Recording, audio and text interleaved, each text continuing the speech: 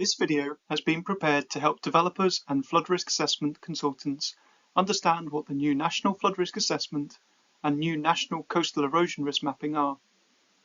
It will help you to understand the different flood risk products and to be aware of the new and updated tools relevant to spatial planning. It will also help you to understand what the new information says about current and future flood risk and coastal change, with additional detail on key relevant topics. Links to further resources and supporting information are also provided.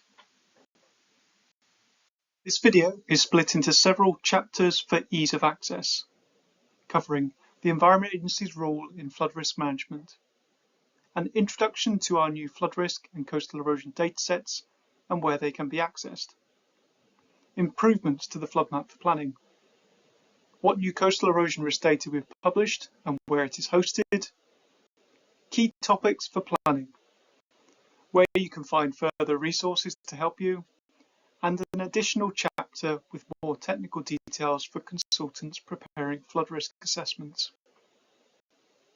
This chapter describes the Environment Agency's role in flood risk management and why we produce national flood and coastal erosion risk data. It sets out our key publishing milestones and summarises some of the headline findings from the new data.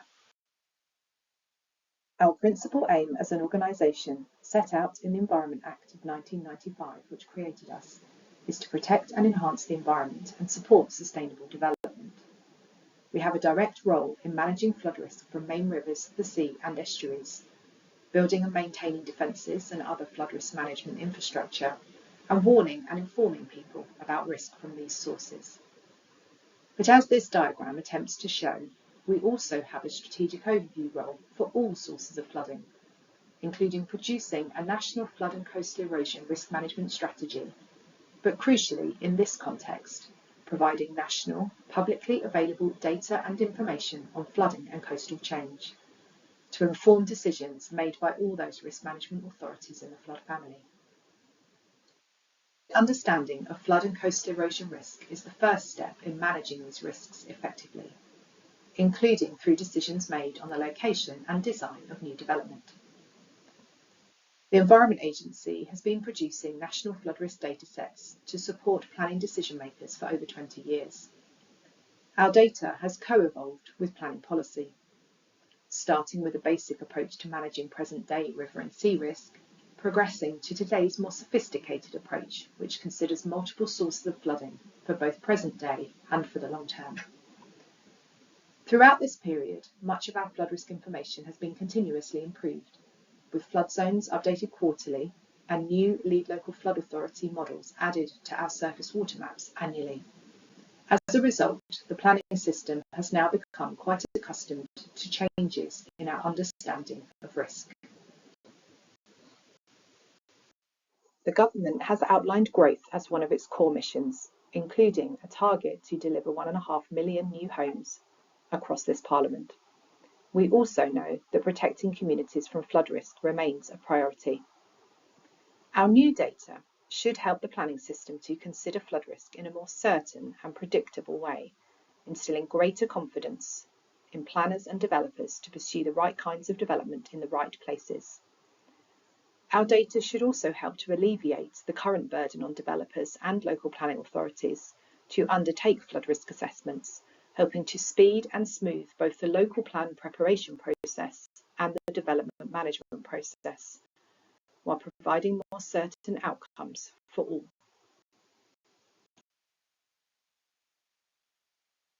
The publishing milestone of this project was on the 17th of December 2024, when we published our National Assessment of Flood and Coastal Erosion Risk in England 2024 report.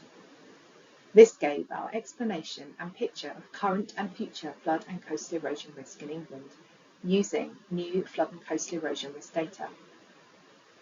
Our next milestone was on the 28th of January 2025, when we made the new NaFRA, risk of flooding from rivers and the sea, risk of flooding from surface water, and new national coastal erosion risk data available on our key digital services.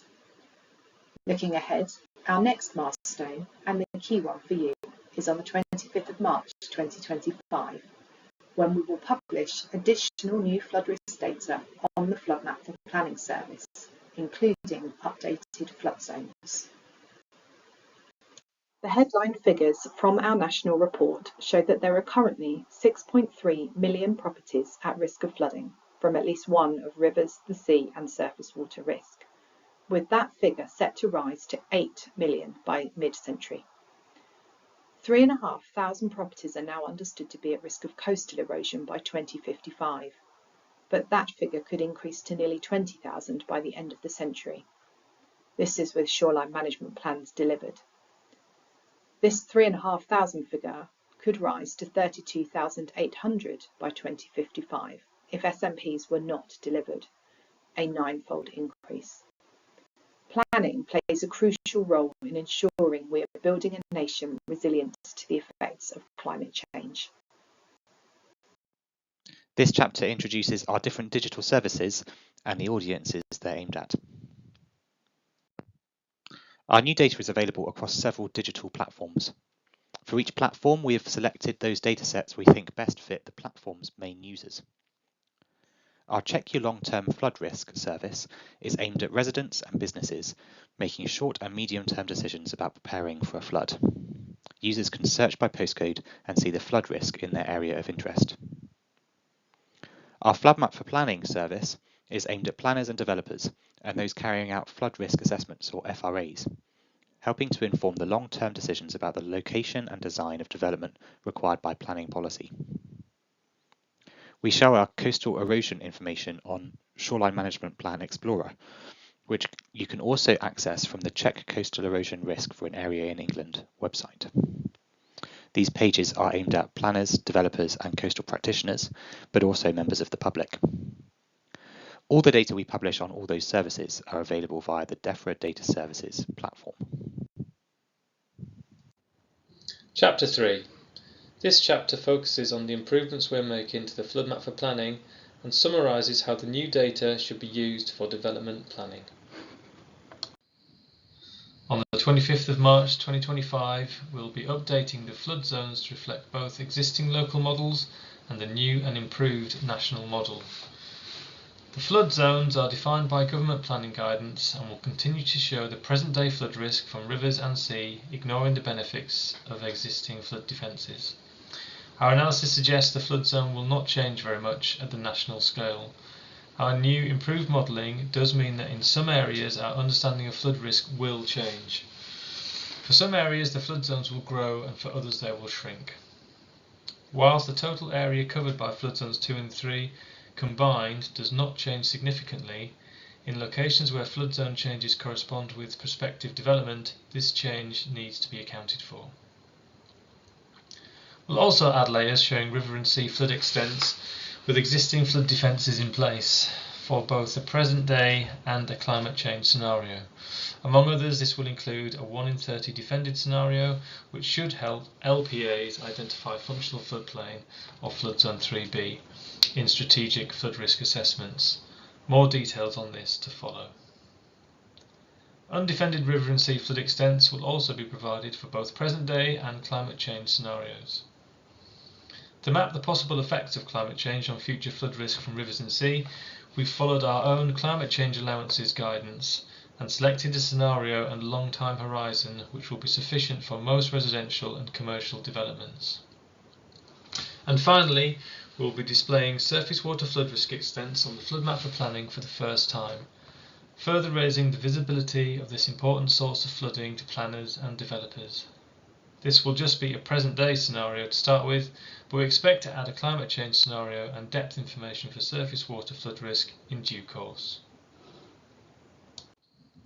The Flood Map for Planning will look and feel quite different when the new data is published. Users will be able to explore an interactive map, toggling layers on and off for different scenarios of interest. The combination of our new improved data with this more user-friendly and more accessible interface will represent a significant improvement for users, arming them with detailed information to inform decisions about the location and design of development.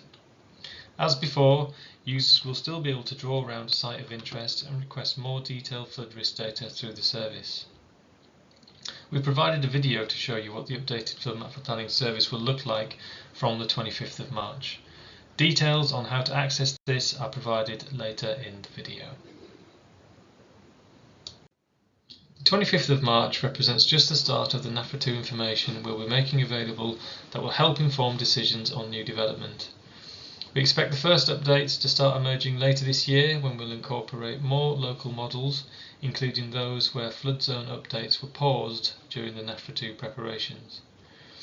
In due course, we expect to add more information such as a climate change scenario, depth information for surface water, and depth information for rivers and sea flooding.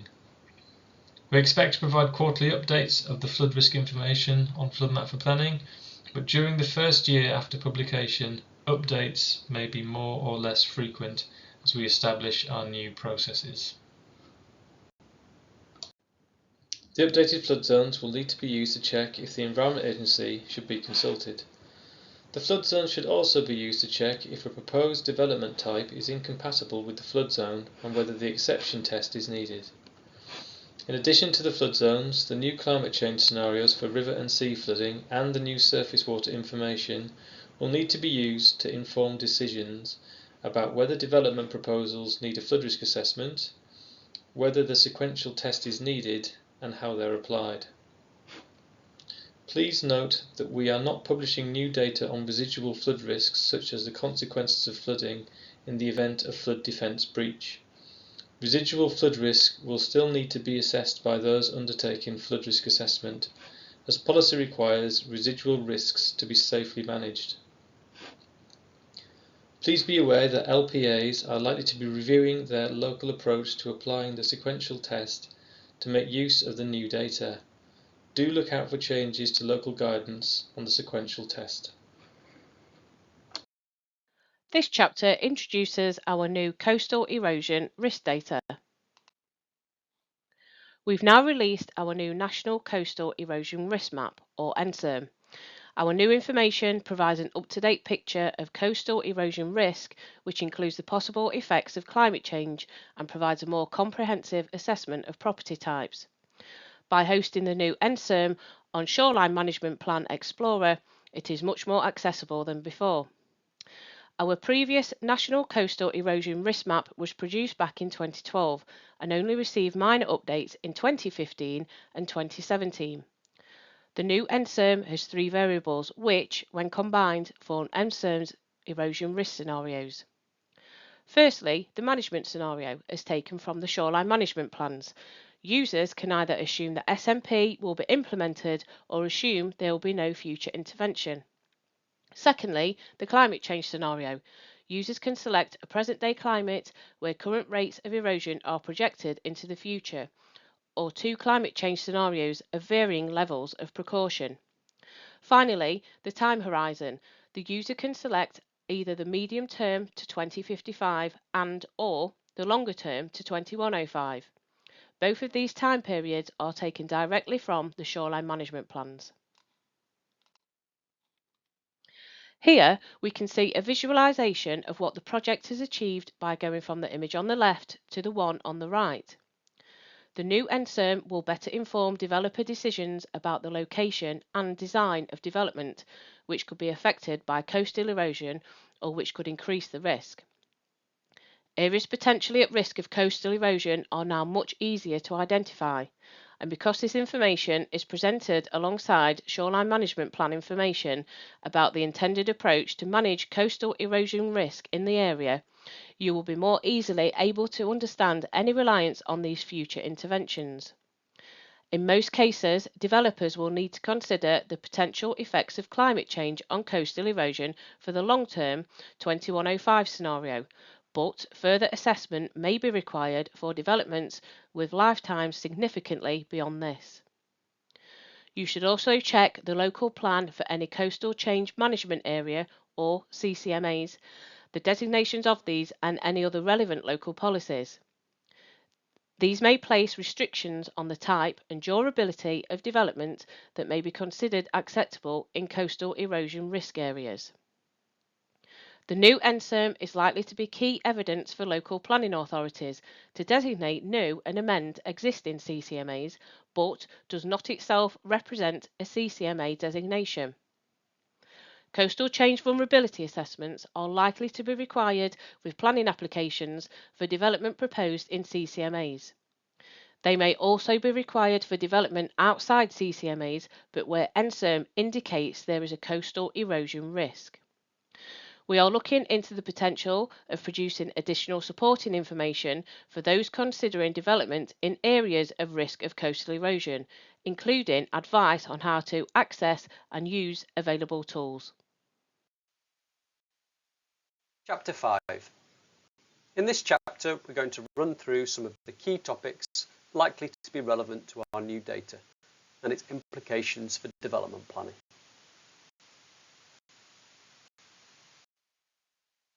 Consultation arrangements.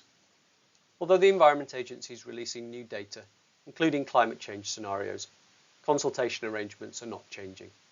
The Environment Agency continues to be a statutory consultee on flood zones 2 and 3.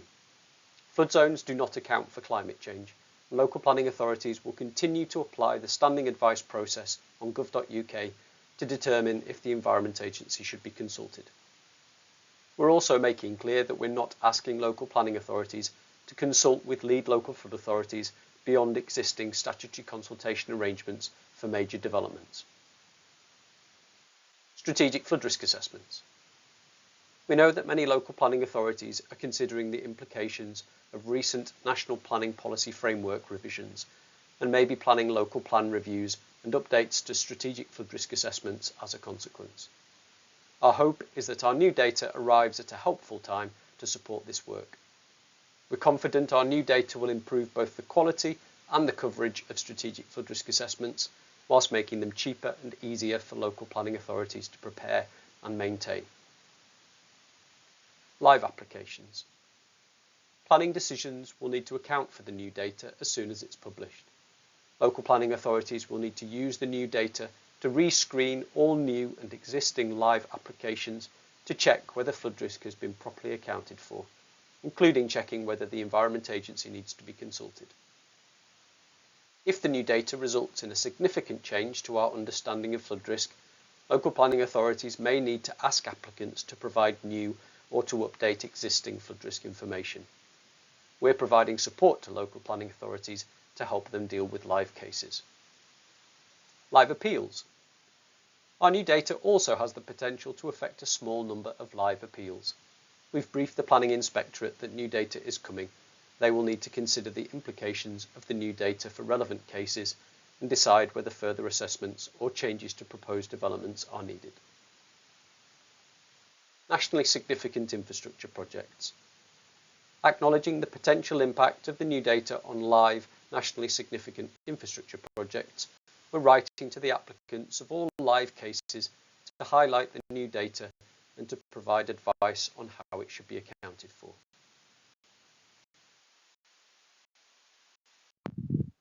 This chapter summarises some of the key resources available to help you understand and use our new data.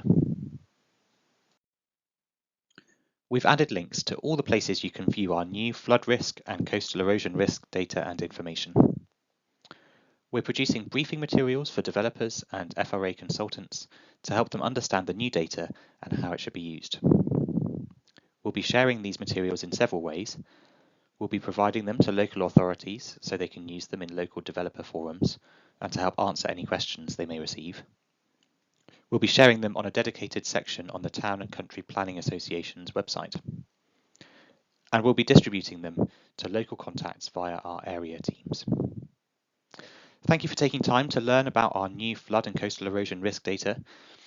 The next and final chapter, Chapter 7, is an optional chapter containing more technical information aimed at flood risk assessment consultants. This final optional chapter provides some more detailed content likely to be suitable for those producing flood risk assessments. To produce our new flood risk data, we've used a powerful new system which combines our growing stock of high-quality local flood risk models with our best ever national flood risk modelling. Our new approach allows us to take account of the possible effects of climate change at a national scale for the first time. It also delivers several significant improvements over our previous approach, including a significantly higher modelling resolution offering greater precision and accuracy, a much more consistent approach where multiple sources of information are available, and much more flexibility, making it easier to update to reflect new data as it emerges and to fill data gaps where they exist. Our flood zones will be updated using a combination of the new national model alongside local detailed models. The decision of which model to use is based on the quality of the data. We will continue to follow government guidance which defines the flood zones and establishes the precautionary spirit with which they are produced. Our approach to defining the flood zones aims to ensure no significantly incorrect planning decisions are made as a consequence of our data. The flood zones are a composite dataset which combines defended and undefended model runs with recorded flood outlines, and in exceptional circumstances data produced by developers or local planning authorities which have been accepted by the Environment Agency as representing a better understanding of risk. In some locations we have retained our existing flood zones while we make important improvements to the new data before it is finalised. Other new datasets available on the flood map for planning like climate change and model extents will still be available in those locations. To aid preparations for NaFRA 2, we paused flood zone updates for a period. Where new flood zone data has been produced during this time, arrangements are already in place to ensure local planning authorities use the best available information, including that the Flood Map for Planning service highlights where this is the case. These outstanding updates will be incorporated into the flood zones published in March, or in the first significant update expected later this year. We're also improving the way we make our flood risk data available to customers through the Flood Map for Planning, and the flood products customers can access through that service. From the 25th of March, we will be able to provide the new flood zone maps in Product 4s.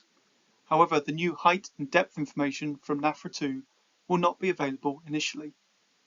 It will take us some time to migrate the data and amend the system to make this possible, and it is currently difficult to provide a timescale for this work. In locations where old flood zones were created from local detail models, but will be replaced by new flood zones, we will continue to include depth and level information from local models in the Product 4 report, as it continues to represent our best available information on flood depth. This is a temporary measure until the new depth data can be made available instead. The Product 4 report will include standard text describing the status of these superseded local models and urging caution in their use.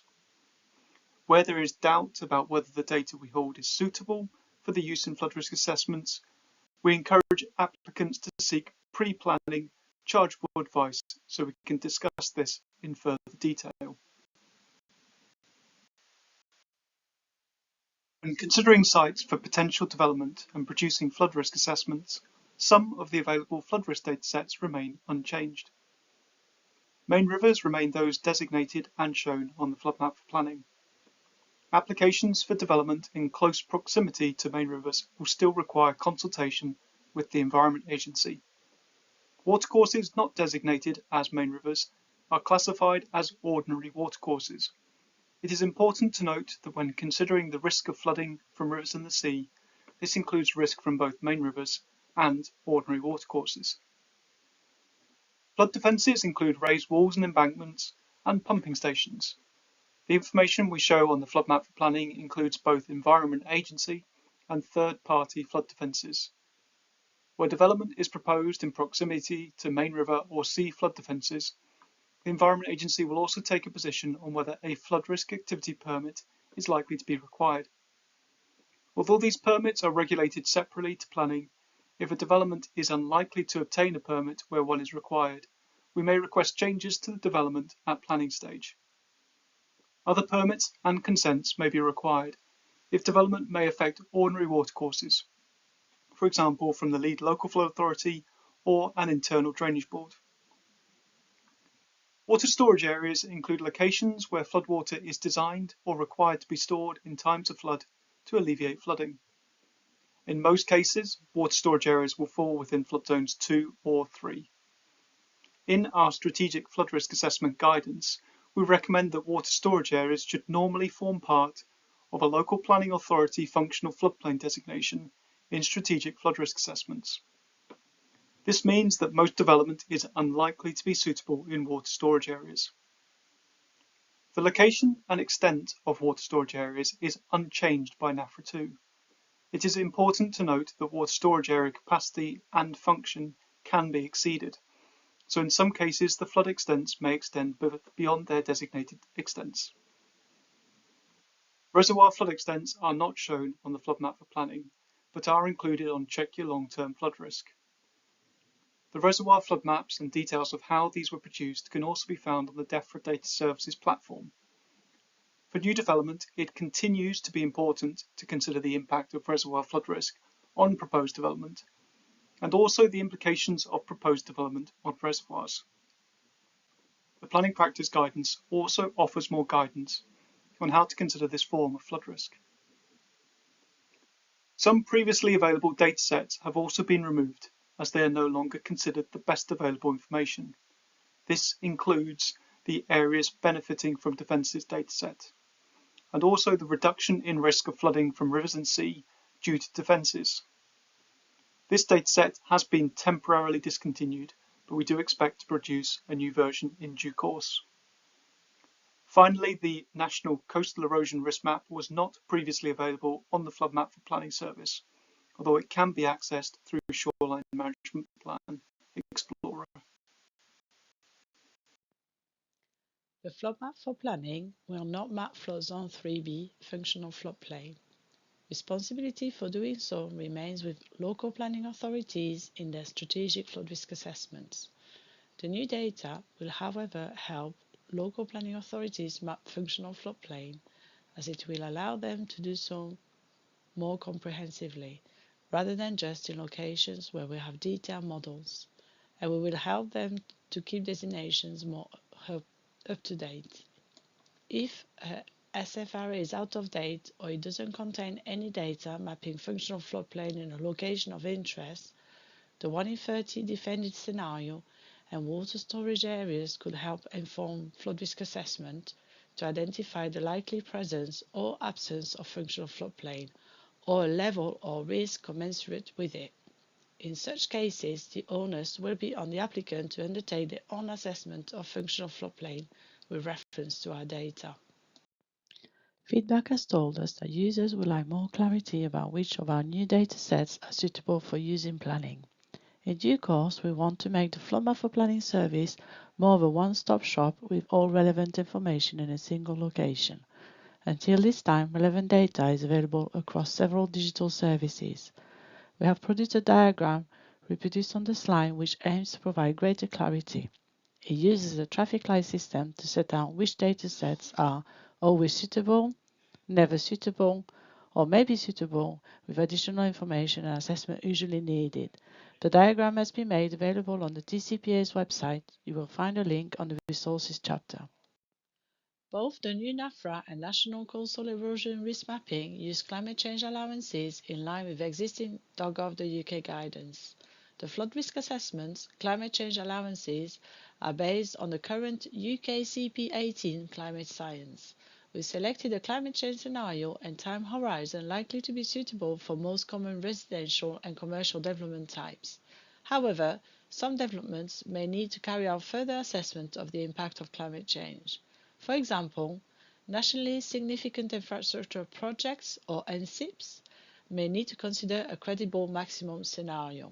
Developments with significantly longer or shorter lifetimes than the time horizons we've used.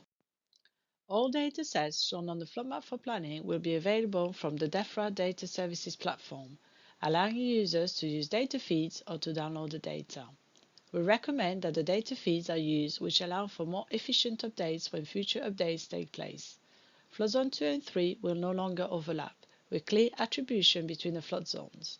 This is different to how the data is currently displayed, where flood zone 2 includes areas that are in flood zone 3. An existing data services platform announcement explains the dataset that will be available on the flood map for planning from March 2025. This will be updated ahead of launch to include a summary of how the flood zones are produced by the Environment Agency. The existing flood zone data feeds will be turned off on 25th of March. The older flood zones will continue to be available for 1 month but will be marked as retired. We recommend that those who may need to refer to the old flood zones download a copy of these before they are removed. It is important to remember that it is your responsibility to check that the data available from the Environment Agency is suitable for your intended purpose. Additional technical guidance is available for those using flood models or who may be considering producing new flood models to support planning decisions. Much of the guidance is very technical and will require expert advice from consultants.